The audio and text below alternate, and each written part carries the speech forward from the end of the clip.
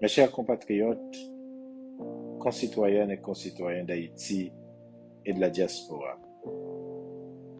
l'année 2021 aura été, pour nous tous et à de multiples égards, éprouvante, rude et très difficile. Elle aura malheureusement contribué à exacerber encore plus les problèmes les plus profonds que connaît notre cher Haïti. 2021 aura vu une escalade folle de violence, fratricide et de haine. Cette escalade aura endeuillé de nombreuses familles, avec, à son paroxysme, l'assassinat du président Jovenel Moïse dans la nuit du 6 au 7 juillet 2021. Comme moi toujours fait, dans toute intervention, on salue mémoire président Jovenel Moïse et m'a continué comme pour joindre justice. Cette année 2021 aura également été le théâtre de catastrophes naturelles et humaines qui ont endeuillé les familles haïtiennes. Je fais référence au tremblement de terre meurtrier du 14 août 2021, à la tempête tropicale Grace, à l'explosion du camion-citerne du Cap-Haïtien et à la machine infernale de l'insécurité. Je salue mémoire toutes victimes et m'envoie condoléances à les familles. Tout drame ça yo, t'es capable d'arriver.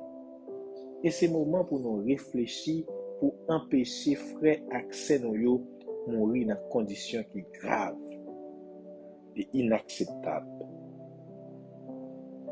Néanmoins, cette terrible et sanglante année 2021 nous aura paradoxalement permis de retrouver, pour beaucoup d'entre nous, les parties les plus nobles de notre âme d'Haïtien.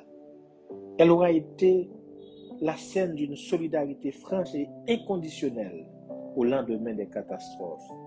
Elle aura été l'occasion de revivre les belles heures de l'unité haïtienne toutes les fois où le pays aura été meurtri dans sa chair, dans son sang, dans son âme et dans sa dignité.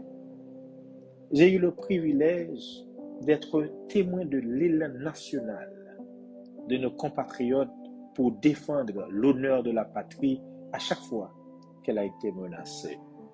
Nous l'avons vu avec la mort du président Jovenel Moïse, lors de la traversée de nos compatriotes sur le pont del Rio, ou encore avec les sorties suprémacistes de chefs d'État étrangers. Malgré divergences, la patrie en danger a essayé de camper pour défendre le pays. Chapeau bas pour nous. 2021 aura contribué à toucher les consciences et ouvrir les yeux. Ouvrir les yeux sur la seule nécessité de l'heure. Sortir de la situation de crise permanente et prendre la route d'un développement qui ne peut plus n'être qu'un rêve. L'année 2021 aura permis de faire sauter de multiples verrous, de multiples tabous, de briser les chaînes de la soumission, de la passivité, de l'indifférence.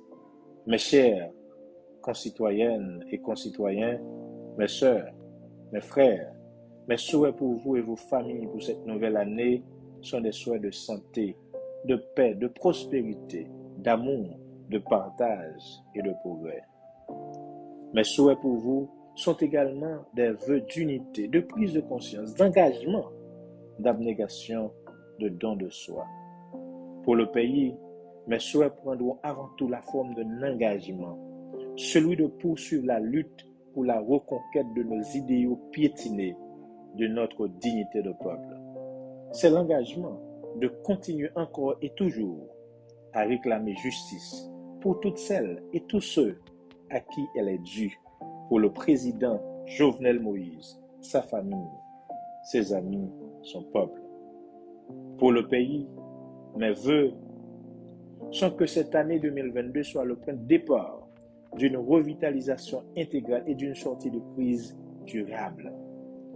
Je souhaite nous voir œuvrer pour un retour rapide et consensuel à l'ordre démocratique, à travers des élections en bonne et due forme, pour une réforme profonde de la gouvernance publique et la concrétisation des projets d'une société juste et équitable. Je souhaite par-dessus tout que cette nouvelle année puisse voir cesser les luttes intestines sanglantes entre les filles et fils d'une même patrie. Trop sans poulet. Trop de monde obligé de courir quitter le pays ou bien courir quitter Caillou. Faut qu'on binette sans camper. Mes chères concitoyennes et concitoyens, l'heure est grave, certes, mais nous l'avons montré.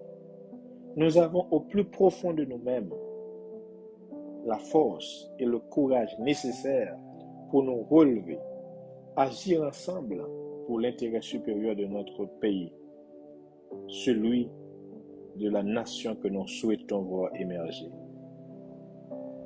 Mon appel pour cette nouvelle année pleine de défis qui s'annoncent est un appel à l'unité et à la réconciliation nationale, au sens des sacrifices nécessaires et inévitables, à la solidarité nationale et internationale, au dialogue sincère et constructif. C'est un appel à la paix, au retour de la sécurité, de l'harmonie et du vivre ensemble. C'est un message d'espoir, de persévérance, d'amour et de fraternité.